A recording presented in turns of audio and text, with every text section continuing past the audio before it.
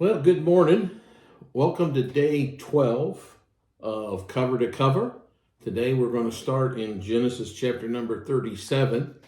And I hope you will just bear with me. I'm still recovering from some surgery, but so I might be out of breath or and such, and be a little slower today. But bear with me. We'll get through this and such. So Genesis chapter number 37 is where we're going to start. Are you ready? It says, "And Jacob dwelt in the land wherein his father was a stranger, in the land of Canaan. These are the generations of Jacob. Joseph, being 17 years old, was feeding the flock with his brethren, and the lad was with the sons of Bilhah, and with the sons of Zilpah, his father's wives. And Joseph brought unto his father their evil report. Now Israel loved Joseph more than all his children, because he was the son of his old age, and he made him a coat of many colors. And when his brethren saw that their father loved him more than all his brethren, they hated him, and could not speak peaceably unto him. And Joseph dreamed a dream, and he told it his brethren, and they hated him yet the more. And he said unto them, Hear, I pray you, this dream which I have dreamed. For behold, we were binding sheaves in the field, and lo, my sheaf arose, and also stood upright, and behold, your sheaves stood round about, and made obeisance to my sheaf. And his brethren said to him, Shalt thou indeed reign over us? Or shalt thou indeed have dominion over us? And they hated him yet the more for his dreams and for his words. And he dreamed yet another dream, and told his brethren, and said, Behold, I have dreamed a dream more, and behold, the sun and the moon and 11 stars made obeisance to me. And he told it to his father and to his brethren, and his father rebuked him and said unto him, What is this dream that thou hast dreamed? Shall I and thy mother and thy brethren indeed come to bow down ourselves to thee to the earth?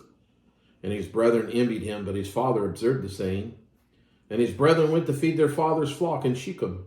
And Israel said unto Joseph, Do not thy brethren feed the flock in Shechem?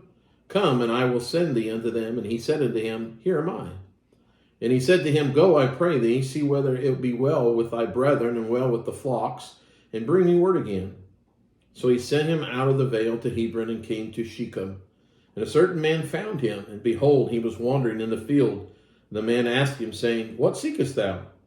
And he said, I seek my brethren. Tell me, I pray thee, where they feed their flocks. The man said, They are departed hence, for I heard them say, Let us go to Dothan.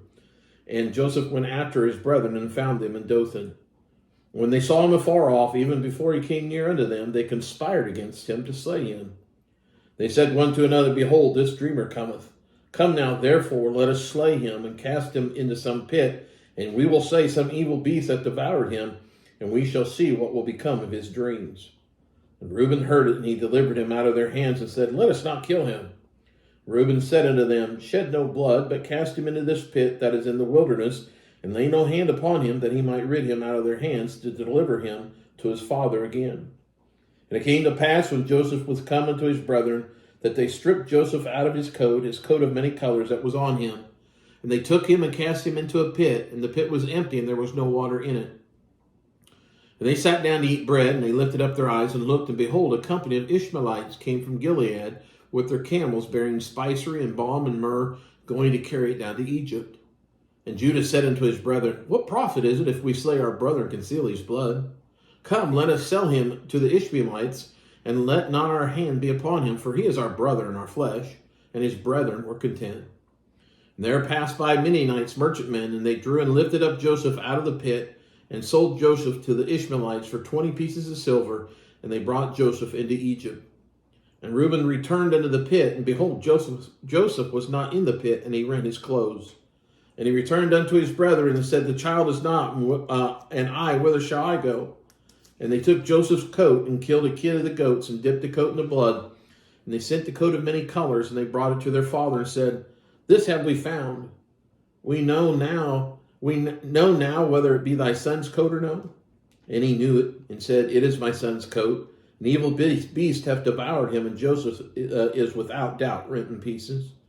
Jacob rent his clothes, and put sackcloth upon his loins, and mourned for his son many days.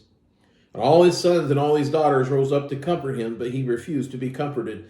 And he said, For I will go down into the grave unto my son mourning. Thus his father wept for him. And the Midianites sold him into Egypt, unto Potiphar, an officer of Pharaoh's and a captain of the guard. Chapter 38. It came to pass at that time that Judah went down from his brethren and turned to a certain Adulamite, whose name was Hira. And Judah dwelt there, saw there a daughter of a certain Canaanite, whose name was Shuhah, and he took her and went in unto her. And she conceived and bare a son, and he called his name And she conceived again and bare a son, and she called his name Onan. And she yet again conceived and bare a son, and called his name Shelah, for he was at Chezib when she bare him. And Judah took a wife for his firstborn, whose name was Tamar. And Judah's firstborn, was wicked in the sight of the Lord, and the Lord slew him. And Judah said unto Onan, Go in unto thy brother's wife, and marry her, and raise up seed to thy brother. And Onan knew that the seed should not be his, and it came to pass when he went in unto his brother's wife, that he spilled it on the ground, lest that he should give seed to his brother. And the thing which he did displeased the Lord, wherefore he slew him also. Then said Judah to Tamar, his daughter-in-law, Remain a widow at thy father's house, till Shelah my son be grown. For he said, Lest peradventure he die also, as his brethren did. And Tamar went and dwelt in her father's house. In the process of time, the daughter of Shuhah, Judah's wife, died, and Judah was comforted, and went up unto his sheepshearers to Timnath, he and his friend Hira the Adulamite. And it was told Tamar, saying, Behold, thy father-in-law goeth up to Timnah to shear his sheep.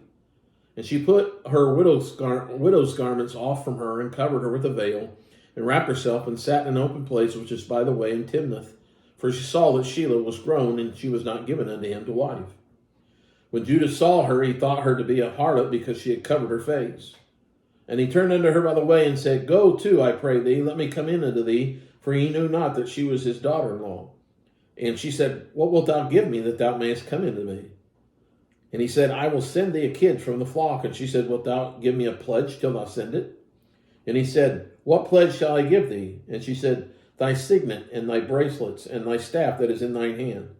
And he gave it her, and came in unto her, and she conceived by him. And she arose and went away, and laid by her veil from her, and put on her garments of her widowhood. And Judah sent the kid by the hand of his friend the Adulamite to receive his pledge from the woman's hand, but he found her not. Then he asked the men of that place, saying, Where is that harlot that was openly by the wayside? They said, There was no harlot in this place. And he returned to Judah and said, I cannot find her. And also the men of the place said that there was no harlot in this place. And Judah said, Let her take it to her, lest we be shamed. Behold, I send this kid, and thou hast not found her. And it came to pass about 3 months after, it was told Judah, saying, Tamar, thy daughter-in-law, has played the harlot, and also, behold, she is with childhood by whoredom. And Judah said, Bring her forth, and let her be burnt. When she was brought forth, she sent to her father-in-law, saying, By the man whose these are, am I with child? And she said, Discern, I pray thee, whose are these, the signet, and the bracelets, and the staff?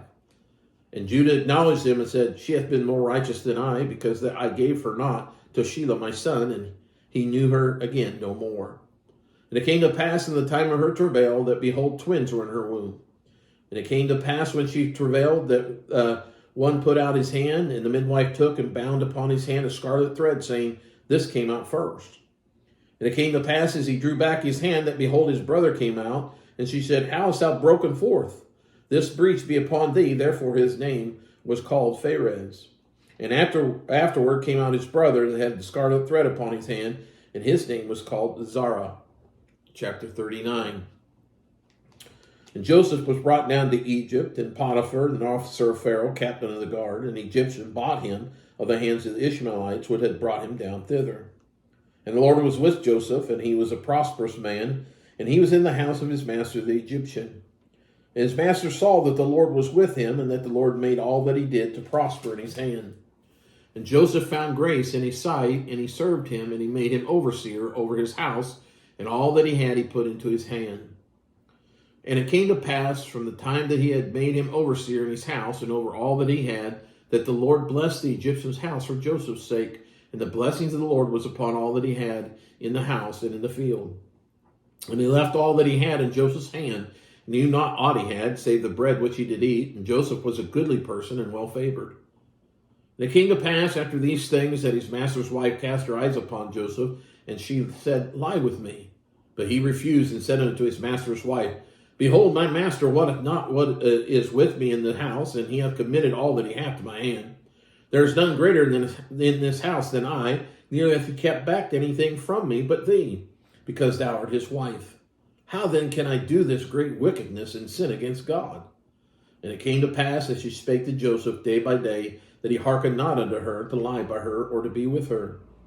And it came to pass about this time that Joseph went unto the house to do his business, and there was none of the men of the house there within. And she caught him by his garment, saying, Lie with me. And he left his garment in her hand, and fled, and got him out. And it came to pass, when she saw that she had left his garment in her hand, and was fled forth, that she called unto the men of her house, and spake unto them, saying, See, he hath brought in an Hebrew unto us to mock us. He came in to me to lie with me, and I cried with a loud voice. And it came to pass, when he heard that I lifted up my voice and cried, that he left his garment with me, and fled, and got him out. She laid up his garment by her until his Lord came home. And she spake unto him according to these words, saying, The Hebrew servant which thou hast brought unto us came in unto me to mock me.